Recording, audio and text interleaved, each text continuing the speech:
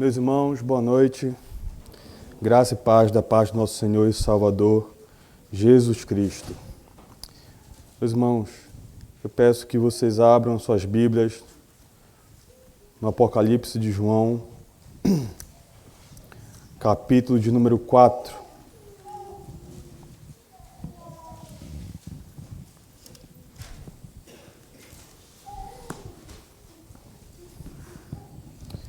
Apocalipse de João, capítulo 4, diz assim a palavra do nosso bom Deus. Lerei o capítulo inteiro, os 11 versículos. Depois destas coisas olhei, e eis não somente uma porta aberta no céu, como também a primeira voz que ouvi, como de trombeta ao falar comigo, dizendo: sobe para aqui, e te mostrarei o que deve acontecer depois destas coisas. Imediatamente eu me achei em espírito, e eis armado no céu um trono, e no trono alguém sentado. E esse que se acha assentado é semelhante no aspecto à pedra de jaspe e de sardônio. E ao redor do trono há um arco-íris, semelhante no aspecto à esmeralda. Ao redor do trono há também 24 tronos, e assentados neles 24 anciãos vestidos de branco, em cujas cabeças estão coroas de ouro. Do trono saem relâmpagos, vozes e trovões, e diante do trono ardem 7 tochas de fogo, que são os 7 Espíritos de Deus. Há diante do trono um como que mar de vidro semelhante ao cristal, e também no meio do trono e à volta do trono 4 seres viventes, cheios de olhos por diante e por detrás. O primeiro ser vivente é semelhante a leão, o segundo semelhante a novilho, o terceiro tem um rosto como de homem, e o quarto ser vivente é semelhante à águia quando está voando. E os 4 seres viventes, tendo cada um deles, respectivamente, 6 asas, estão cheios de olhos ao redor e por dentro. Não tem descanso, nem de dia, nem de noite, proclamando: Santo, Santo, Santo é o Senhor Deus, o Todo-Poderoso, aquele que era, que é e que há de vir. Quando esses seres viventes derem glória, honra e ações de graças ao que se encontra sentado no trono e ao que vive pelos séculos dos séculos, os 24 anciãos prostrar-se-ão diante daquele que se encontra sentado no trono. Adorarão o que vive pelos séculos dos séculos e depositarão as suas coroas diante do trono, proclamando: Tu és digno, Senhor e Deus nosso, de receber a glória, a honra e o poder, porque todas as coisas tu criaste, sim, por causa da tua vontade, vieram a existir e foram criadas. Amém e amém. Curvemos, meus irmãos, nossas cabeças e oremos ao Senhor, suplicando que seu Santo Espírito nos ilumine e nos dê entendimento. Bendito Deus, eterno Pai, louvado e exaltado seja o teu santo e sublime nome. Tu és o Deus, Senhor Todo-Poderoso, Criador dos céus e da terra. A terra é tua, a terra pertence a ti, Senhor, pertence o mar e tudo que neles há. Não há nada, Senhor, no universo, não há nada, Senhor, que não seja obra das tuas mãos, Senhor. E se nós estamos aqui, Senhor, é porque a tua graça até então tem nos alcançado. A tua graça, finalmente, Senhor, ela nos alcançou, ela nos redimiu, ela nos trouxe das trevas, Senhor, para o reino do Filho do teu amor. E aqui nós estamos, Senhor, para louvar e bendizer o teu santo nome. Tu és o Deus, Senhor, que controla e tem um domínio sobre todas as coisas. Tu, Senhor, estás assentado sobre um alto, sublime trono.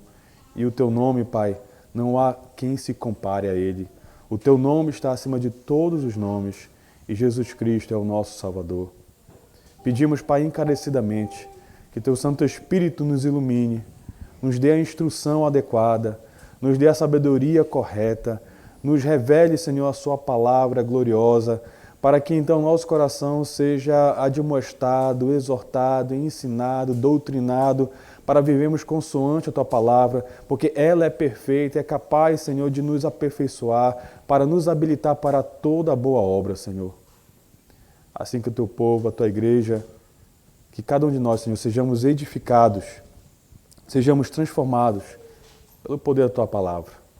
A mim, Senhor, Teu servo, que tenho a responsabilidade, Senhor, de anunciar as Tuas santas verdades, Senhor. Que eu faça isso, Pai, debaixo da Tua autoridade. Que não haja em mim, Senhor, nenhum tipo de desejo ou altivez ou presunção, achando, Pai, que a habilidade, Senhor, está em mim, que o poder está em mim. De forma alguma, Pai. Pai amado Santo, eu só posso falar até os ouvidos. Mas quem leva a Tua palavra dos ouvidos ao coração é o Teu Santo Espírito. E é na total dependência dele, Senhor, que anuncia e proclama Teu Evangelho aqui nesta noite, Pai. Pedindo encarecidamente, Pai, que o Senhor trate com os corações, trate com o Teu povo, trate com a Tua igreja, segundo e consoante a Tua vontade. Perdoa nossos pecados. Nós pedimos em nome de Jesus Cristo, amado Filho. Amém e amém.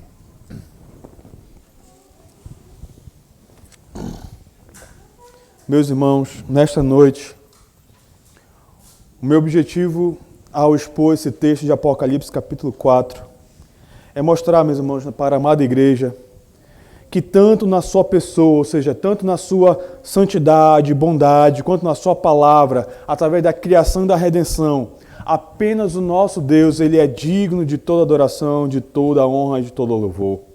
E Ele, meus irmãos, invariavelmente, que as pessoas confiem nele, que as pessoas creiam nele ou não, ele receberá essa honra e essa glória. O famoso pregador de Londres, ali na Inglaterra, Charles Spurgeon, de forma bem simples, mas de forma profunda, ele disse as seguintes palavras. Ele disse assim: amados amigos, podemos muito bem continuar a louvar a Deus, pois o nosso Deus continua a nos dar motivos de louvor. E essa teologia aqui ensinada por Spurgeon, meus irmãos, ela está profundamente se perdendo na nossa cultura e até mesmo dentro de muitas igrejas nos nossos dias. Poucos falam de um Deus que é poderoso, que é grandioso, como se isso realmente fosse possível deixar de lado. Um famoso teólogo chamado Timothy George, sem dúvida está correto quando ele afirma as seguintes palavras. Ele disse: em muito da teologia contemporânea de hoje, nota-se que a grandeza, a imensidão e a glória de Deus que preenche toda a Bíblia estão perceptivelmente sumindo. E essa teologia, diz ele, sofre de um déficit doxológico. E essa deficiência, meus irmãos, prestem atenção, essa deficiência doxológica, ela pode ser corrigida quando nós percebemos quem o Deus da Bíblia ele realmente é. E o Deus da Bíblia é, meus irmãos, de acordo com Deuteronômio capítulo 4, versículo 24, ele é um fogo consumidor. De acordo com Hebreus capítulo 10, versículo 31, o nosso Deus é o Deus vivo, de quem se pode dizer que terrível coisa é cair nas mãos dele. Meus irmãos, esse Deus glorioso, ele não pode ser relegado à segurança da sala de um seminário. Ele não pode também ser examinado como se fosse uma simples borboleta ao microscópio. O nosso Deus, o Deus da Bíblia, o Deus vivo e verdadeiro, é o Deus com quem nós temos que lidar com Ele, quer seja na vida, quer seja na morte. Nós teremos que tratar com esse Deus verdadeiro, meus irmãos, no tempo ou na eternidade. O Deus com quem devemos todos prestar contas e de que ninguém pode escapar. Todo ser humano, como disse João Calvino certa vez, tem negócios com Deus. E o Deus, meus irmãos, com quem nós temos negócios é majestosamente apresentado aqui em Apocalipse capítulo 4. Aqui nesse capítulo, meus irmãos, ele é louvado como o Rei da criação, que é um Rei eterno, santo e glorioso. Um Deus que apenas ele é digno de todo louvor e é digno de toda adoração. E na verdade, meus irmãos, os capítulos 4 e 5 de Apocalipse, eles constituem uma só visão só que dividido em duas partes. De forma resumida, o capítulo 4 de Apocalipse vai tratar de Deus Pai e a sua criação, enquanto que o capítulo 5 de Apocalipse vai tratar do Deus Filho, Jesus Cristo, e a sua redenção. E esses dois capítulos, os capítulos 4 e 5 de Apocalipse, eles estão saturados, estão mergulhados, estão imersos em textos do Antigo Testamento. Quando você lê esses capítulos aqui, e na verdade todo o livro do Apocalipse, você vai observar, por exemplo, ecos ou referências a textos como Isaías capítulo 6, Ezequiel capítulos 1 e 2 e especialmente Daniel capítulo 7. Um importante comentarista sobre o livro de Apocalipse, ele vai destacar que Apocalipse capítulos 4 e 5, eles têm paralelos com Daniel capítulo 7, versículos 9 a 27. E esses paralelos são tão interessantes que se repetem em 12 pontos específicos. A essência, meus irmãos, desses dois capítulos aqui que nós temos diante de nós, o capítulo 4 e o capítulo 5 de Apocalipse, é que em ambos, quer seja pela criação, quer seja pela redenção, Deus, meus irmãos, Ele é soberano sobre todo o mundo. Foi Ele quem criou o mundo, foi Ele quem o redimiu, e Ele pode fazer negócios com o mundo da forma como Ele deseja fazer. E sempre que na história, meus irmãos, a igreja, ela é fiel. Sempre que na história a igreja ela se mantém fiel à sua vocação e a igreja dá então testemunho da verdade, sobrevirão invariavelmente tribulações. E mesmo a parte desse fato, a igreja está no mundo. E consequentemente, meus irmãos, a igreja sofre junto com o mundo. Os filhos de Deus, meus irmãos, eles não escapam aos horrores das guerras, não escapam dos horrores da fome, não escapam, meus irmãos, do terror da pandemia. E a igreja, ela precisa dessas tribulações. A igreja também é pecadora. A igreja carece dessa constante necessidade de santificação e de purificação. E essas tribulações, meus amados irmãos, elas são empregadas, elas são utilizadas pelo próprio Senhor como um instrumento para o nosso progresso espiritual. Não nos esqueçamos, meus irmãos, do trono de Deus. Vejam só, nós costumamos dizer que todas as coisas contribuem para o bem daqueles que amam a Deus, que são chamados segundo o seu propósito. Mas a pergunta é, nós realmente cremos nisso? Algumas vezes nós falamos e agimos como se o controle dos eventos, como se o destino do mundo estivesse nas mãos dos homens, em vez da mão do próprio Deus. E esses capítulos aqui, esses dois capítulos, 4 e 5 de Apocalipse, eles nos trazem, meus irmãos, a necessária correção. Eles nos trazem a correta visão do trono, desse soberano trono que rege e controla todo o universo. A minha oração, meus irmãos, é que no meio da provação e da tribulação, os nossos olhos estejam fixados naquele que é o Rei dos Reis e o Senhor dos Senhores. O capítulo 4 de Apocalipse, meus irmãos, ele vai focar sobre Deus Pai e a sala do trono que está ali no céu. E esse Deus, meus irmãos, esse Deus é Rei, esse Deus é Santo, esse Deus é Criador. E essas três verdades fornecem um esboço através do qual nós faremos a exposição desse texto. Então prestem atenção. No capítulo 4, versículos 1 a 5, nós vamos ver que nós devemos louvar a Deus porque Ele é Rei sobre todas as coisas. Depois, em segundo lugar, nos versículos 6, 7 e 8, nós vamos ver que nós devemos louvar a Deus porque Ele é santo na sua natureza. E em terceiro e último lugar, nos versículos 9 a 11 do capítulo 4, nós devemos louvar a Deus porque Ele criou tudo o que existe. Peçamos a Deus, meus irmãos, o Espírito Santo, para que Ele nos ilumine e entendamos assim a sua santa e gloriosa palavra. Então vamos observar, meus irmãos, em primeiro lugar, dos versículos 1 a 5, o texto sagrado aqui nos mostra que nós devemos louvar a Deus porque Ele é rei sobre todas as coisas. E antes de nós começarmos a adentrar esse capítulo 4, é interessante nós observarmos um pouco o texto ao redor dele, o contexto aqui. Observem, os capítulos 2 e 3 de Apocalipse, meus irmãos, eles vão nos mostrar o Senhor Jesus Cristo andando no meio das suas 7 igrejas.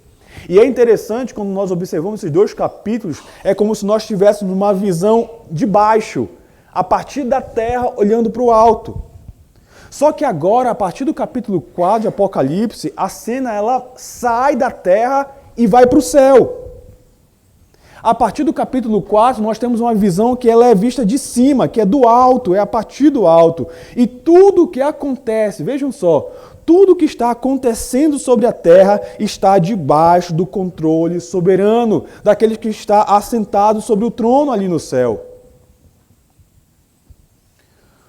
Uma escritora e resistente holandesa chamada Corrie ten Boom, na época, ela ajudou a esconder judeus dos nazistas. E por conta disso, ela acabou sendo presa. Por conta dos esforços dela em proteger os judeus, ela acabou sendo lançada na prisão. E essa jornalista holandesa, essa escritora holandesa, Corrie ten Boom, ela disse as seguintes palavras. Ela disse: "Não há pânico no céu. Deus não tem problemas, apenas planos." Meus irmãos, ela está certa. Ela está certa. E essa é a primeira coisa para a qual João atrai a nossa atenção aqui em Apocalipse capítulo 4. Observe o primeiro versículo aí, lerei novamente. "Depois destas coisas olhei, e eis não somente uma porta aberta no céu, como também a primeira voz que ouvi, como de trombeta, ao falar comigo, dizendo: sobe para aqui, e te mostrarei o que deve acontecer depois destas coisas." Vamos observar aqui, meus irmãos, nesse primeiro versículo, aqui o plano de Deus. Como o plano de Deus, ele exige e demanda da nossa parte o nosso louvor. Observe que João começa o capítulo dizendo a seguinte frase: depois destas coisas. Depois de quais coisas? O que João está fazendo referência aí, meus irmãos, é que ele está fazendo referência à visão do Cristo exaltado, que foi apresentado ali no capítulo 1. No capítulo 1, desde o versículo 9 até o versículo 20, João apresenta ali Jesus Cristo exaltado. E esse termo também, depois destas coisas, além desse Cristo exaltado, também se refere às 7 cartas que foram escritas para as 7 igrejas, ali nos capítulos 2 e 3 de Apocalipse. E de repente, observem aí, de repente é dada a João uma visão no céu. É interessante que essa palavra céu ela repete em torno de 50 vezes em Apocalipse. E além dessa visão no céu, observe que é dado a João também uma visão de uma porta aberta. Então ele ouve, diz aí o texto, ele ouve a primeira voz que ouvi, como de trombeta ao falar comigo. Que primeira voz é essa? Aí você volta para o capítulo 1 de Apocalipse, por gentileza. Volte para Apocalipse, capítulo 1, versículo 10. Diz assim, Apocalipse, capítulo 1, versículo 10. A primeira voz que ele ouviu. Achei-me em espírito no dia do Senhor e ouvi, olha aí, por detrás de mim, grande voz como de trombeta. De quem é essa voz? Essa voz, meus irmãos, é do nosso Senhor e Salvador Jesus Cristo. O nosso Senhor está dizendo para ele: sobe para aqui e eu te mostrarei o que deve acontecer depois destas coisas. E essa frase, meus irmãos, ela nos faz olhar novamente para o capítulo 1 de Apocalipse. Agora, observe o versículo 19. Veja o que está escrito em Apocalipse 1,19. Observem aí, Isso é importante. Apocalipse 1,19 diz: o Senhor orienta João aqui, João, escreve, pois as coisas que viste, as que são e as que hão de acontecer depois destas. O Senhor dá essa instrução. E isso que é interessante, meus irmãos. Essa instrução, ela funciona como se fosse um esboço para todo o livro do Apocalipse, em termos tanto da estrutura quanto da cronologia dos eventos. Veja que João é instruído, como diz aí, a escrever o que viste, ou seja, é o capítulo 1 de Apocalipse. Escreve as coisas que são, que refere-se aos capítulos 2 e 3 de Apocalipse, e termina dizendo, no versículo 19, e as que hão de acontecer depois destas, referindo-se ao capítulo 4 até o final do livro de Apocalipse, capítulo 22. Veja, meus irmãos, que João ele está então quase aí, vamos dizer assim, para ver o que há de acontecer depois destas coisas. E isso, meus irmãos, essa visão, essa orientação do Senhor acaba atribuindo todo esse teor, todo o conteúdo dos próximos capítulos para um período que ainda é de um tempo futuro. Ou seja, em Apocalipse capítulo 1, versículo 19, Cristo ordenou que João escrevesse as coisas que hão de acontecer depois destas. E o que acontece agora? Agora ele vai mostrar, agora o Senhor Deus vai mostrar a João quais são essas coisas.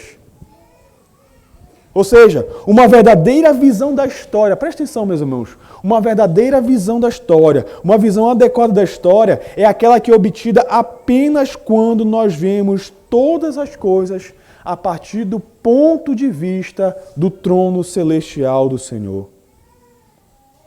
Jesus Cristo, meus irmãos, ele tem o mundo inteiro em suas mãos.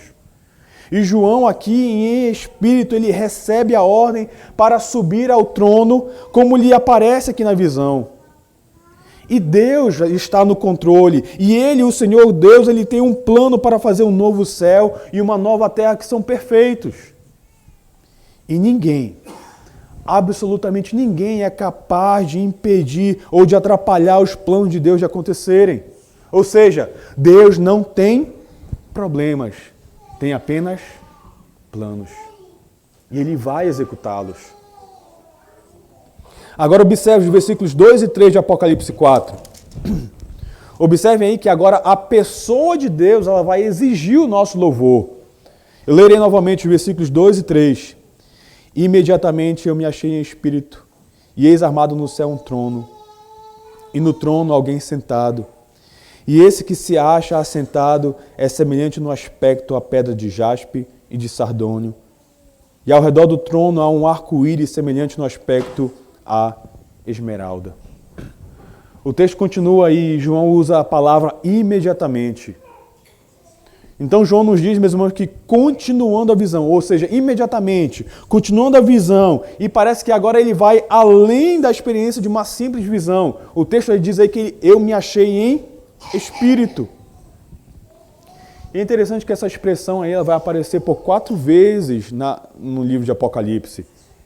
E cada vez que ela aparece, a ideia é que João está sendo levado a uma experiência cada vez mais reveladora. E na tradição dos profetas, meus irmãos, quando nós olhamos para o Antigo Testamento, essa expressão significa que o servo do Senhor está sendo tomado pelo Espírito de Deus. Um certo comentarista ele vai dizer que dádiva, meus irmãos. João está recebendo uma grande dádiva aqui. João, lembrem, João já é um ancião. E o Senhor está dando uma grande dádiva para este ancião, para esse homem já de idade avançada, que está isolado como um prisioneiro numa ilha, na ilha de Patmos. E para satisfazer, para alegrar o coração deste velho ancião, o Senhor lhe concede essa gloriosa visão. E assim como Paulo, meus irmãos, na segunda carta aos Coríntios, no capítulo 12, versículos 2 a 4, João ele foi levado para o terceiro céu, que a Bíblia chama aqui de paraíso. E esse terceiro céu é a presença do próprio Deus. E como Paulo, meus irmãos, assim como o apóstolo Paulo, se foi uma experiência no corpo ou fora do corpo, nós não sabemos. O fato é, meus irmãos, que a alma do apóstolo João ela é levada além de todos esses objetos e de todas essas coisas ao redor e ela é totalmente fixada nas coisas que lhe são mostradas nessa visão. E ainda mais, Observe aí que João não tenta, isso que é interessante. João ele não tenta descrever aquele alguém que está sentado no trono. O que João apenas consegue dizer, meus irmãos, é como é que ele parece, como é que ele é. E isso é interessante, meus irmãos, que essa abordagem ela se repete no Novo Testamento. Por exemplo, o apóstolo Paulo, na sua primeira carta a Timóteo, no capítulo 1, versículo 17, ele nos diz que o nosso rei é eterno, imortal e invisível. Ainda em 1 Timóteo, no capítulo 6, versículo 16, o apóstolo Paulo continua a nos dizer que ele, o próprio Deus, habita em luz inacessível, a quem homem algum jamais viu e nem é capaz de ver. Meus irmãos, em nosso estado caído e pecaminoso, nenhum ser humano pode olhar para este Deus em sua completa e total glória e majestade, que são impenetráveis, e ainda assim conseguir viver. Ninguém. E ainda assim, meus irmãos, João ele faz o seu melhor. Diz o texto que ele viu um trono. E essa palavra trono aparece mais de 40 vezes em Apocalipse. E esse trono está armado no céu, diz o texto sagrado. Esse trono, meus irmãos, ele já apareceu na Sagrada Escritura. Se você voltar a sua Bíblia, por exemplo, para Isaías capítulo 6, versículo 1, o profeta vai dizer ali: eu vi o Senhor assentado sobre um alto e sublime trono. O salmista, meus irmãos, no Salmo 47, versículo 8, ele vai acrescentar as seguintes palavras dizendo: Deus reina sobre as nações, Deus se assenta no seu santo trono. A ideia do trono, meus irmãos, é algo que já acompanha o texto desde o Antigo Testamento. E no trono, meus irmãos, o Deus, o Pai, gloriosamente, ele se assenta em sua majestade. E o que o apóstolo aqui, meus irmãos, ele descreve não é o próprio Deus. Por quê? Porque o próprio Deus, meus irmãos, não pode ser descrito de acordo com o Êxodo, capítulo 20, versículo 4. E o que João faz aqui? João ele descreve a refulgência, a glória, o resplendor, a radiância da glória desse Deus. E ele faz isso tendo como ajuda Ezequiel. Eu peço que os irmãos, por gentileza, abram suas Bíblias no livro do profeta Ezequiel.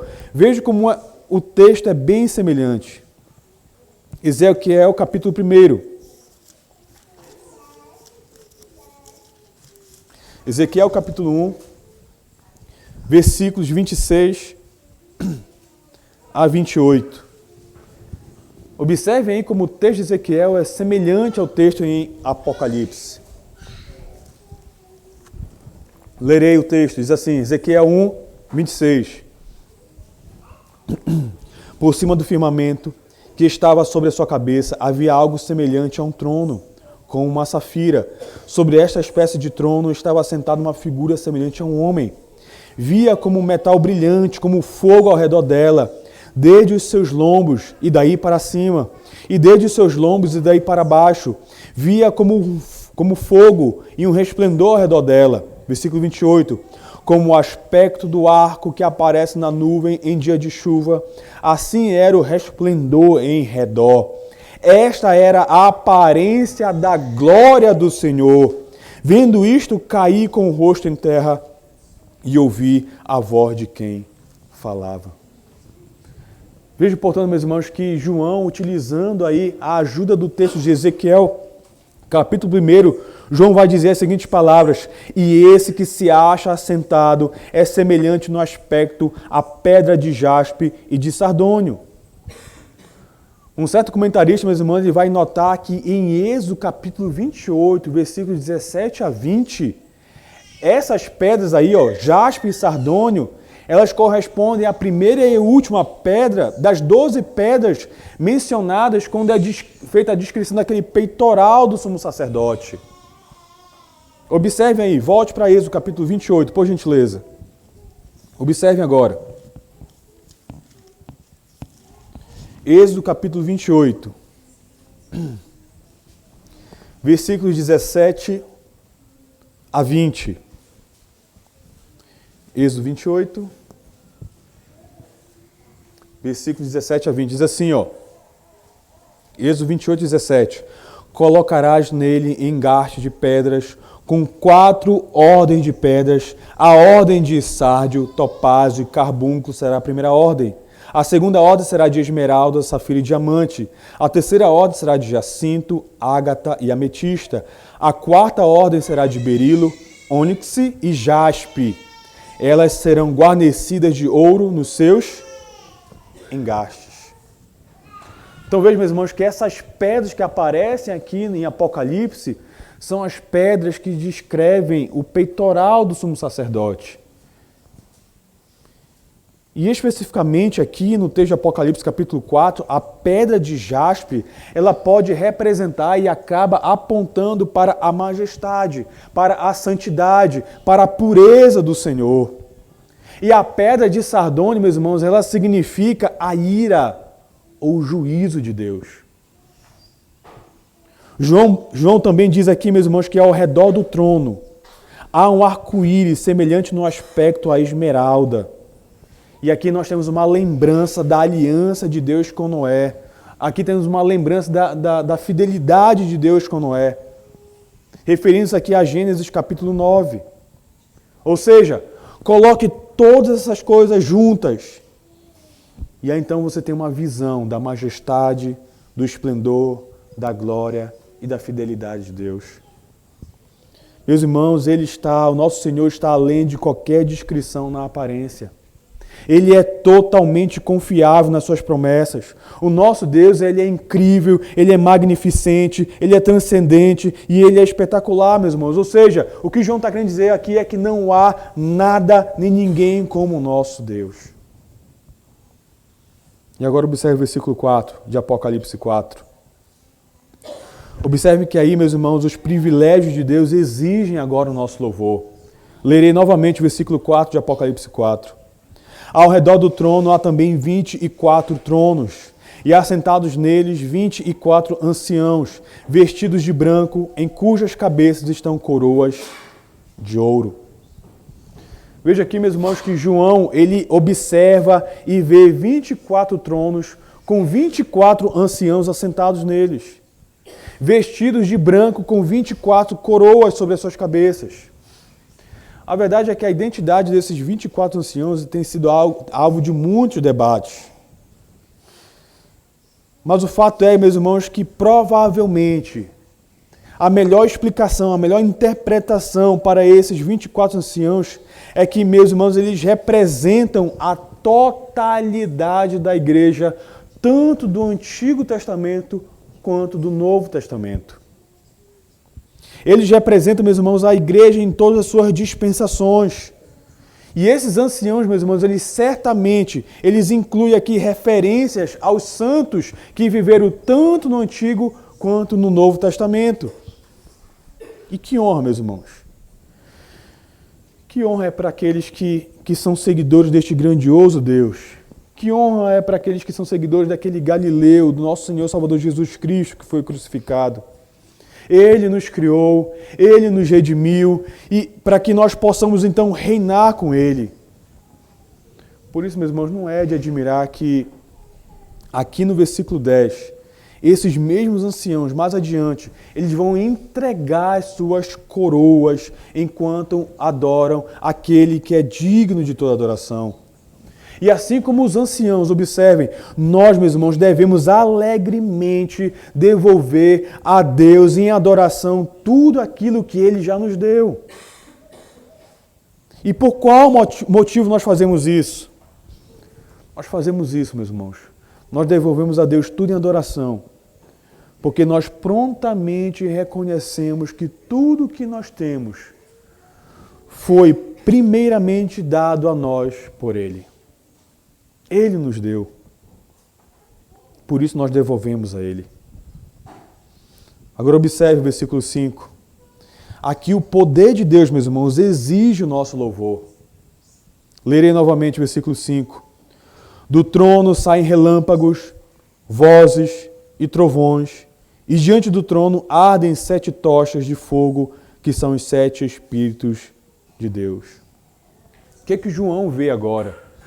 É interessante que agora João vê que do trono saem relâmpagos, vozes e trovões. E o que isso relembra a nós? O que isso nos traz à memória? Isso, meus irmãos, traz à memória a descida de Deus sobre o Monte Sinai, ali em Êxodo capítulo 19, antes dele proclamar e anunciar os 10 mandamentos. Ali em Êxodo capítulo 19, versículos 16 a 20, o povo está reunido ao pé do Monte Sinai e a manifestação da glória de Deus é feita, meus irmãos, debaixo dessas vozes, desses relâmpagos e desses trovões. O que isso quer dizer, meus irmãos? Isso significa que esses relâmpagos e esses trovões são símbolos da incrível força e do incrível poder de Deus. E esses relâmpagos, esses trovões aparecem em torno de 4 vezes aqui em Apocalipse. E aqui, meus irmãos, parece mais uma vez que João está trazendo novamente as imagens de Ezequiel, capítulo 1. Um comentarista vai dizer que em Apocalipse os símbolos de trovão e relâmpago estão sempre conectados com uma cena do templo e marcam um evento de significado que é incomum, que é incomparável. Por exemplo, em Apocalipse capítulo 10, ali na altura do versículo 4, nós vemos que os trovões de juízos, eles estão sempre ali prestes a serem desferidos sobre a terra. Mas o Senhor Deus, Ele misericordiosamente, Ele sela esses trovões. João também, observe aí, meus irmãos, ele vê 7 tochas de fogo, que são, diz aí o texto, os 7 Espíritos de Deus, conforme Apocalipse capítulo 1, versículo 4 e o capítulo 5, versículo 6. E aqui, novamente, meus irmãos, nós vemos o perfeito Espírito, esse Espírito que é o portador da luz. O Espírito, meus irmãos, que nos convence do pecado, esse mesmo Espírito que muda o nosso coração, como afirma o apóstolo Paulo em Tito, capítulo 3, versículo 5. Esse Espírito, meus irmãos, através da ação dele, temos esse lavar regenerador, esse lavar renovador que o Espírito Santo pode atuar em nosso coração. Esse mesmo Espírito está atuando diante do trono de Deus ali no céu. O Espírito de Deus, meus irmãos, ele é perfeito em sua pessoa. O Espírito Santo de Deus, ele é perfeito na sua posição, ele é perfeito na sua pureza e ele também é perfeito em todo o seu poder. E que visão gloriosa nós temos aqui, meus irmãos. Que rei glorioso é manifestado aqui nessa visão. Como um comentarista observou muito bem, diante das seguintes palavras, ele disse: os nossos negócios não estão nas mãos dos homens, mas nas mãos de Deus. Portanto, quando o mundo está acendendo as chamas do ódio e da matança, e quando a terra está toda encharcada de sangue, ele diz que os nossos olhos turvos de lágrimas tenham uma visão do trono que governa o universo, em meio à provação e tribulação, que o nosso olhar seja fixado naquele que é o Rei dos Reis e Senhor dos Senhores.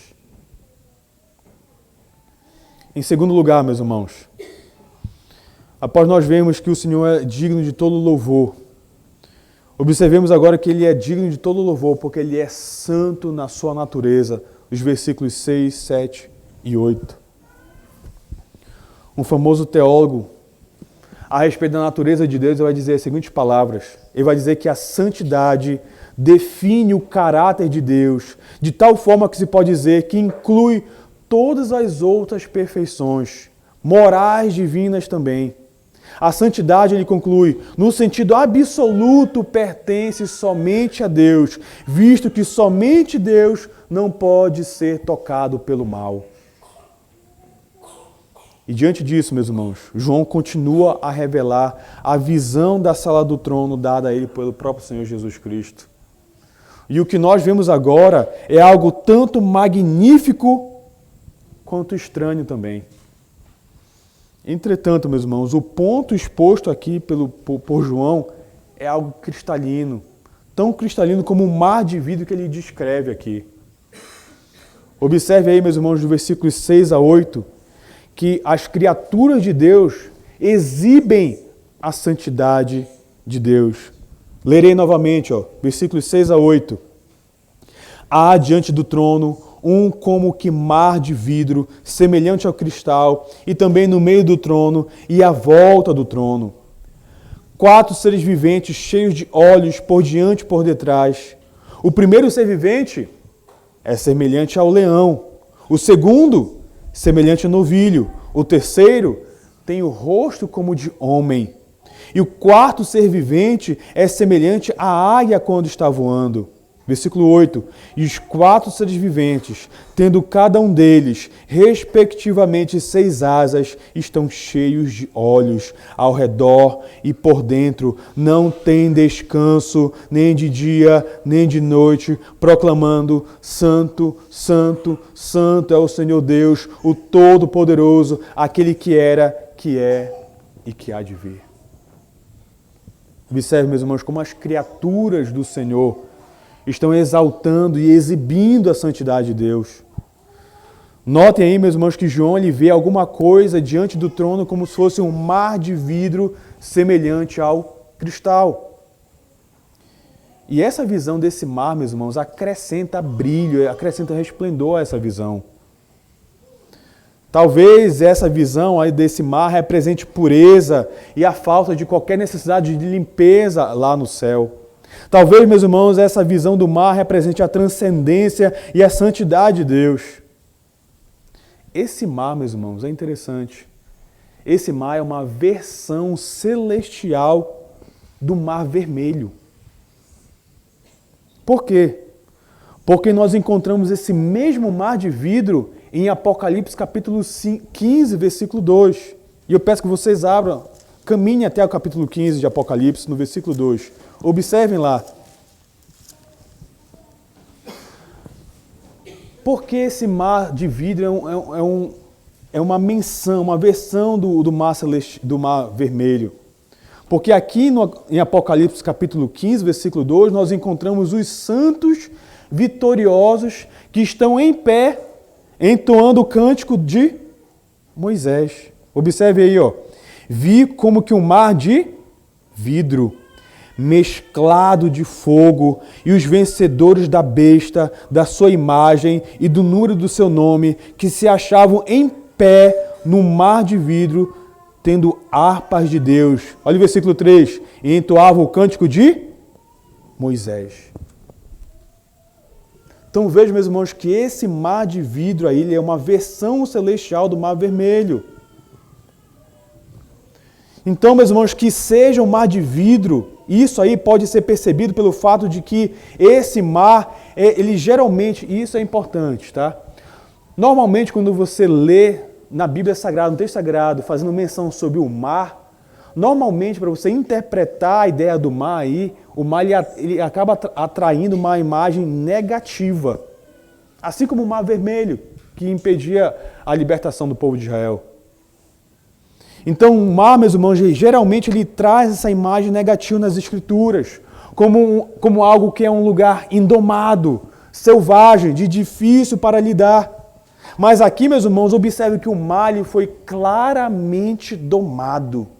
O Senhor ele claramente dominou o mar, dominou de tal maneira que ele apenas aparece como se fosse um mero vidro. O mar foi dominado. Ele é agora um vidro, apenas um mero vidro, claro como cristal.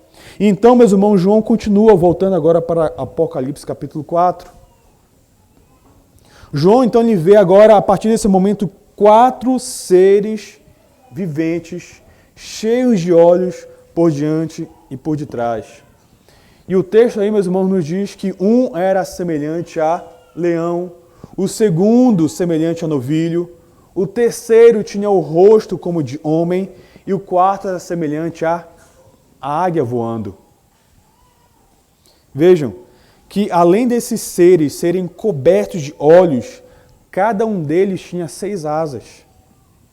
E esses seres angelicais, meus irmãos, de adoração, que têm essas características aí, eles acabam remetendo àqueles seres angelicais que foram vistos, que foram observados na visão de Isaías capítulo 6, que também foram observados ali na visão de Ezequiel, capítulo 1 e capítulo 10. Então veja como o livro de Apocalipse ele é permeado por textos do Antigo Testamento. Observe aí então que o fato deles serem seres cheios de olhos por detrás e por diante, o que isso está enfatizando aqui? O fato de serem cheios de olhos enfatiza a onisciência de Deus, ou seja, aquele conhecimento exaustivo de Deus. Ou seja, Deus conhece todas as coisas. Aquilo que é, aquilo que poderia ser, o Senhor Deus conhece. E as asas desses seres angelicais apontam e sugerem para a rapidez, para a prontidão que eles apresentam para obedecer à vontade de Deus.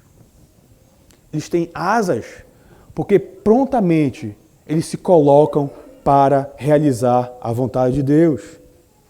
E aqui, meus irmãos, eu não quero ser dogmático quanto à aparência desses seres aqui.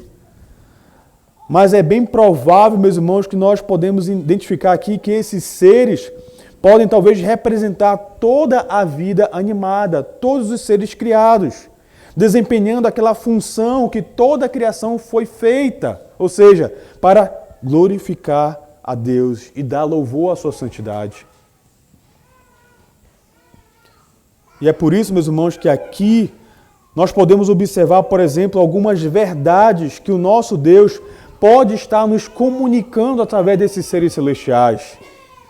E basicamente são 4 verdades que podemos extrair daqui. Em primeiro lugar, Deus ele é perfeito na sua autoridade. O leão aqui, meus irmãos, ele é considerado o rei do mundo animal. A figura do leão enfatiza a sua força, a sua honra, enfatiza aquilo que é nobre, aquilo que é respeitável. Em segundo lugar, meus irmãos, Deus ele é perfeito na sua atividade.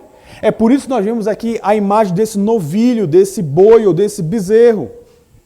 Por quê? Porque esse animal na Bíblia Sagrada, meus irmãos, ele é um animal que exerce grande poder para o benefício dos outros. É um animal forte, é um animal poderoso para uso doméstico. Em terceiro lugar, meus irmãos, Deus ele é perfeito em sua majestade. É por isso que nós vemos aqui uma criatura com a face como se fosse de um homem. O homem ele é o pináculo da criação. E somente o homem tem um rosto nesta visão aqui. O homem, meus irmãos, ele é inteligente, ele é racional, ele é espiritual. Ele é o ápice de tudo aquilo que Deus fez na obra da criação. O homem ele é o vice-regente de Deus na terra. E em quarto e último lugar, meus irmãos, Deus ele é perfeito na sua santidade. É por isso, meus irmãos, que nós somos apresentados aqui a esse ser que tem essa face de águia. A águia, ela voa alta pelos céus. E frequentemente, meus irmãos, ela representa e aponta para a divindade. A águia, meus irmãos, ela é considerada um dos mais poderosos animais entre os pássaros. É uma criatura muito rápida. E essas criaturas, esses seres celestiais aqui de Apocalipse capítulo 4, eles são fortes como um leão, servem como um boi, eles têm a visão como de um homem e são rápidos como as águias. E cada uma dessas criaturas, na sua aparência particular, na sua aparência peculiar, elas dão testemunho da grandeza e da glória do nosso Deus. Ou seja, meus irmãos, nenhuma criatura é tão forte e tão poderosa quanto Deus. Nenhuma criatura serve como nosso Senhor. Nenhuma criatura enxerga e tem a visão do nosso Deus. E nenhuma criatura é tão rápida quanto o nosso Deus. Agora observe o versículo 8. Que interessante aí, ó. Vejam só. Ainda que a aparência desses seres celestiais seja algo que não fique muito claro. Veja que interessante. A atividade deles é clara aqui na Bíblia. Aquilo que eles fazem é deixado bem claro aqui. O texto sagrado aí no versículo 8, meus irmãos, vai dizer que eles não têm descanso nem de dia, nem de noite. Esses anjos aí, meus irmãos, eles nunca dormem. E qual é a mensagem deles? Qual é o canto deles? Qual é o cântico deles? Qual é a canção deles? Observe que esses seres angelicais eles estão ecoando as palavras de Isaías capítulo 6, dizendo: Santo, Santo, Santo é o Senhor Deus, o Todo-Poderoso, aquele que era, que é e que há de vir. Observem aí, meus irmãos, que esses 4 seres viventes, eles proclamam incessantemente, ininterruptamente, a santidade de Deus, dizendo: Santo, Santo, Santo. É interessante que em hebraico, quando você observa uma dupla repetição de uma palavra, essa dupla repetição está indicando uma ênfase. Aquela coisa ali está sendo enfatizada, aquela palavra está sendo enfatizada. Só que quando aparece uma repetição que é tripla e que é rara, ela está designando algo que é superlativo. E aqui no caso do texto sagrado, meus irmãos, ela está nos chamando a atenção à infinita santidade de Deus. Deus é triplamente santo. Deus é santo como ninguém mais é santo. A santidade dele é infinita, ou seja, aquela qualidade de Deus, meus irmãos, que é sentida por esses seres celestiais na presença do Senhor, remete a essa grandiosidade e desperta neles esse temor grandioso. O Salmo 111, versículo 9 vai dizer: Santo e tremendo é o seu nome. E os seres viventes, meus irmãos, eles estão aqui celebrando a santidade e o poder de Deus manifestados em toda a sua atividade passada, presente e futura. E essa santidade, amada igreja, ela não pode de forma alguma tolerar a presença do mal. Ela não pode aceitar a presença do pecado. É por isso que na Nova Jerusalém, como diz Apocalipse capítulo 1, versículo 27, nunca jamais penetrará coisa alguma contaminada. Sim, meus irmãos, esses seres viventes, eles continuamente e para sempre estão falando da santidade de Deus. E em terceiro, meus irmãos, terceiro e último lugar, o texto de Apocalipse capítulo 4, nos versículos 9 a 11, nos ensina que nós devemos louvar a Deus, porque Ele criou tudo o que existe. Ele criou tudo o que existe. O nosso Rei, meus irmãos, é o Senhor Deus, o Todo-Poderoso. E essa expressão, Senhor Deus Todo-Poderoso, como está escrito aí, anotado no versículo 8, é um título, meus irmãos, que é encontrado 10 vezes no Novo Testamento. Essa expressão, Senhor Deus Todo-Poderoso, por 10 vezes aparece no Novo Testamento. E olha que interessante, das 10 vezes, 9 só aqui em Apocalipse. A única vez que aparece essa expressão fora de Apocalipse é em 2 Coríntios, capítulo 6, versículo 18. E o que essa expressão ela quer dizer? Essa expressão, meus irmãos, o Senhor Deus Todo-Poderoso está nos dizendo, está nos falando sobre o poder e a força ilimitados que Deus apresenta. A força dele, o poder dele é algo incomparável. De acordo com o Êxodo capítulo 3, versículo 14, ele é o grande eu sou. Ele é aquele que era, que é e que há de vir. E de fato, meus irmãos, o futuro é caracterizado pela vinda desse grande Rei Todo-Poderoso. E porque o nosso Deus, meus irmãos, é um Deus eterno, e porque Ele é um Deus infinito, e porque Ele é um Deus onipotente, esses seres que adoram ali no céu reconhecem que a existência deles, eles reconhecem que o ser deles são completamente dependentes daquele que se assenta sobre o alto sublime trono no céu. E em testemunho e palavra, esses seres angelicais, eles testificam da grandeza do Senhor, eles testificam da dignidade do Senhor e maravilhosamente, meus irmãos, nós podemos nos unir a eles nessa adoração. Então observe agora os versículos 9 a 10. Lerei novamente. O texto aí vai nos mostrar, meus irmãos, que devemos mostrar ao Senhor que nós cremos nele e que por conta disso ele é digno de toda adoração. Lerei novamente versículos 9 e 10, Apocalipse 4. Quando esses seres viventes derem glória, honra e ações de graças ao que se encontra sentado no trono, ao que vive pelos séculos dos séculos, os 24 anciãos prostrar-se-ão diante daquele que se encontra sentado no trono. Adorarão o que vive pelos séculos dos séculos e depositarão as suas coroas diante do trono, proclamando. Vejam, sempre que os seres viventes derem glória, honra e ações de graças ao que se encontra sentado no trono, como diz o texto, que é algo, vejam aí, que ocorre sempre e incessantemente ali no céu, os redimidos, que são representados aqui pelos 24 anciãos, devem fazer o quê? Devem adorar também. Eles adoram. Veja que os 24 anciãos, que representam os santos do Antigo e do Novo Testamento, também adoram. E a pergunta importante que nós podemos fazer, meus irmãos, qual é? Como é que eles adoram?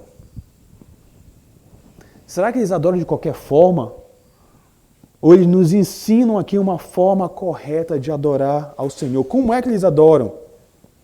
Observem pelo texto que nós acabamos de ler em Apocalipse, meus irmãos, que eles se prostram e depositam as suas coroas diante do trono.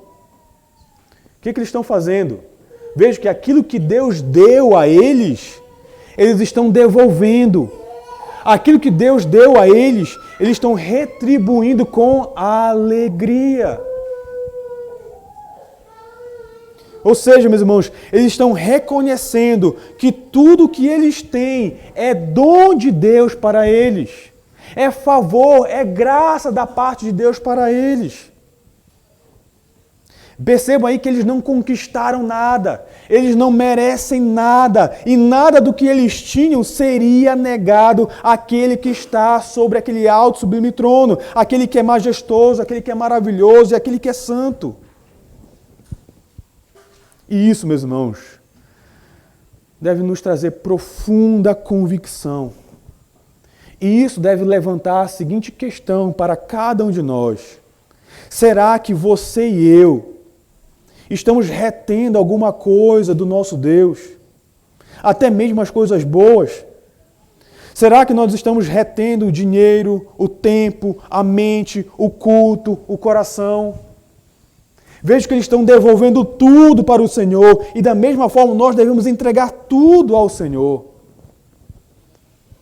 Um certo pastor, meus irmãos, está correto quando ele disse as seguintes palavras. Ele disse o seguinte: nós perdemos isso quando o nosso foco é apenas horizontal, fixado nas pessoas e nas coisas, em vez do nosso foco ser vertical, que é centrado em Deus e nas suas promessas.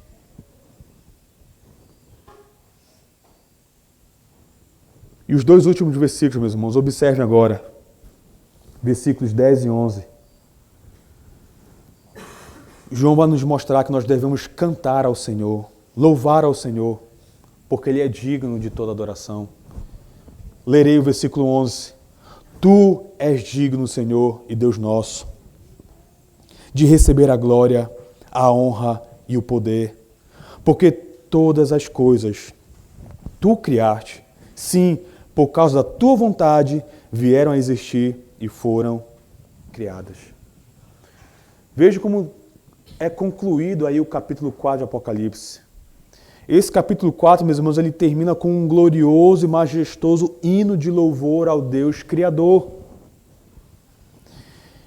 E ao prostrarem-se e depositarem as suas coroas diante do trono em adoração, observe aí que esses 24 anciãos, agora eles cantam ao nosso todo-poderoso Criador, dizendo que Tu és digno, Senhor e Deus nosso, O importante comentarista ele vai afirmar, meus irmãos, que as primeiras palavras do hino foram tiradas da linguagem política daquela época. Quando esses 24 anciãos, quando o apóstolo João utiliza essas palavras para descrever o cântico desses anciãos, ao utilizar essa expressão, tu és digno, era uma expressão que era utilizada na política daquela época do apóstolo João, em torno do ano 90 depois de Cristo.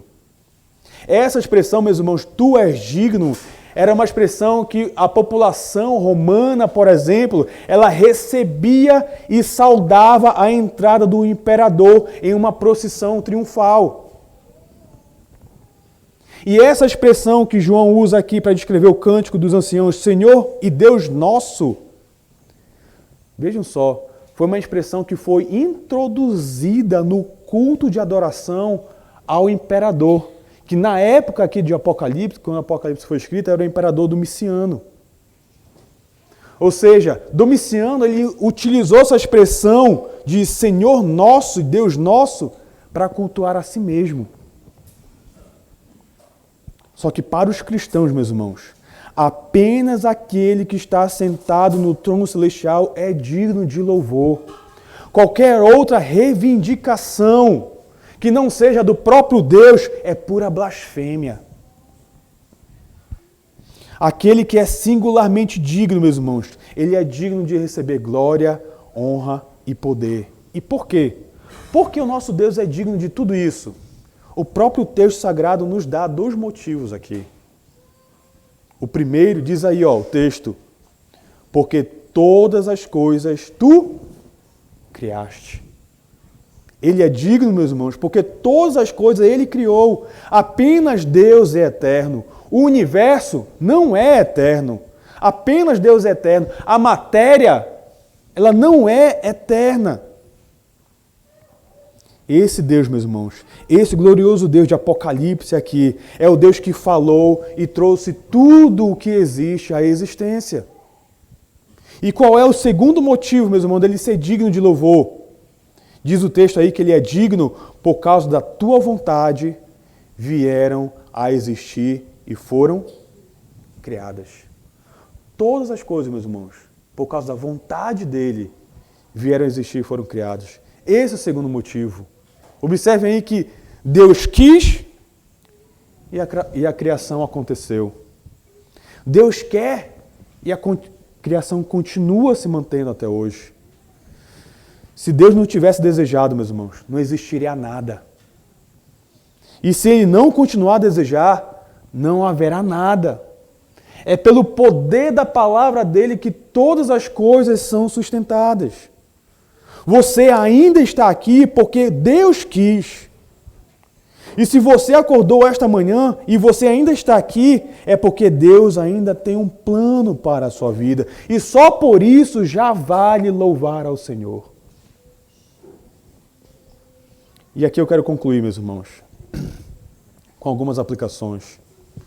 O que é que nós podemos aprender com esse texto de Apocalipse 4? Em primeiro lugar, meus irmãos, somente quando nós vemos todas as coisas, incluindo a nossa própria tribulação, incluindo a pandemia, somente quando nós vemos todas essas coisas a partir da perspectiva do trono, aí sim nós temos uma visão clara e correta de toda a história.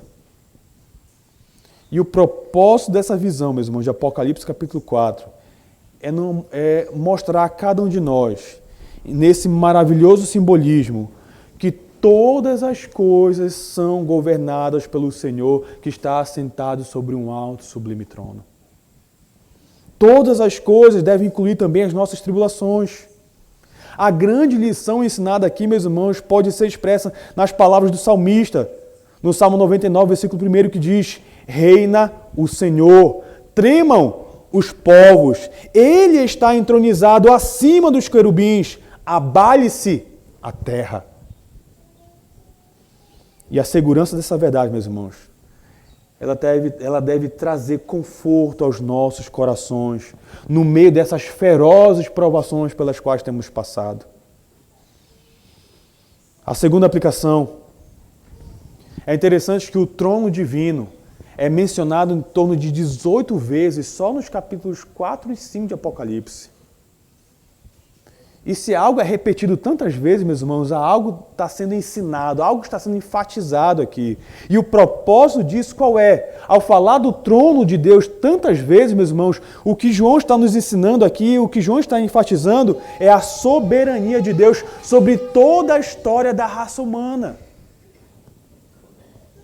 Todos os seres angelicais, meus irmãos, eles encontram o seu significado e a razão da sua existência na sua disposição ao redor do trono. E todos os habitantes da terra serão julgados com base na sua atitude para com a reivindicação de Deus governá-los através desse glorioso trono. Não importa se a pessoa crê ou não crê nesse trono, nesse glorioso Deus que se assenta sobre esse trono, o Senhor receberá a sua glória. Independentemente, meus irmãos, da maneira pela qual tão desenfreada possa parecer que a história desse mundo vai avançando, os cristãos podem saber, os cristãos podem ter certeza de que a mão de Deus dirige todas as coisas para o bem deles e para a glória do nome de Deus. Em terceiro lugar, aquelas pedras preciosas, elas apontam para a majestade e para a glória de Deus. O arco-íris, meus irmãos, ele aponta para a misericórdia de Deus, assim como aconteceu ali nos dias de Noé. Esse arco-íris, meus irmãos, sugere que, à medida que os juízos de Deus se desdobram, o Senhor será gracioso com o seu verdadeiro povo. Assim como o Senhor trouxe juízo nos dias de Noé, o Senhor também pode trazer juízo. E Ele preservará o seu povo. E quanto àqueles que perseguem a igreja do Senhor, Deus vai punir esses perseguidores com fogo, como diz Apocalipse capítulo 19. Em quarto lugar, meus irmãos, nós aprendemos desse texto sagrado que Deus ele é soberano. Deus ele não retirou, ele não saiu do seu trono. Ele deu início à história e ainda está presente no comando dela. E nós, como povo de Deus, meus irmãos, devemos confiar nesse fato, para que na medida que nós atravessamos os sofrimentos dessa vida, nós estejamos seguros de que esses sofrimentos eles têm um propósito redentor, eles têm um propósito que ocorre de acordo com a vontade de Deus. E em quinto e último lugar, não deixemos, meus irmãos, de adorar a esse bondoso Deus. Ele é digno. Qual é o fim principal do homem? O fim principal do homem é glorificar a Deus e gozá-lo para sempre.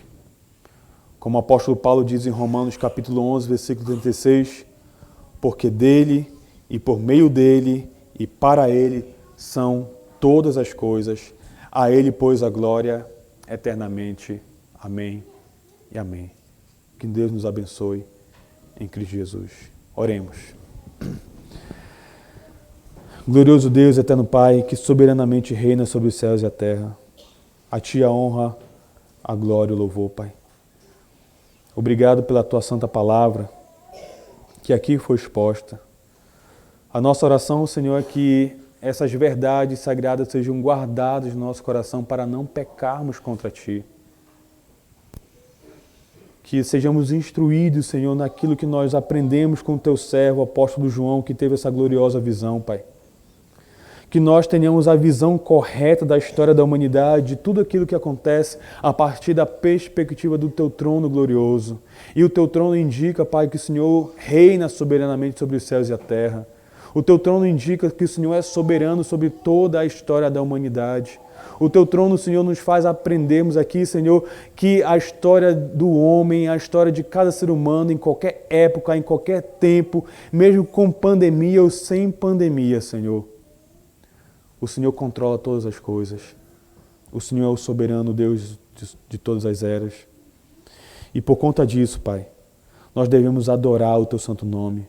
devemos glorificar o Senhor, devemos ser lembrados, Senhor, da Tua graça, da Tua misericórdia, das Tuas promessas pactuais, Senhor. Nós, o Teu verdadeiro povo, o verdadeiro povo do pacto, seremos preservados, Senhor, por conta da Tua infinita graça e eterna misericórdia. Nós, Senhor, naquele grande dia, cantaremos para todo eterno sempre, Santo, Santo, Santo é o Senhor Deus sobre toda a terra. A Ti, Senhor, seja honra, seja glória, seja louvor para todo eterno sempre. Em nome de Jesus Cristo, nosso Salvador. Amém e amém.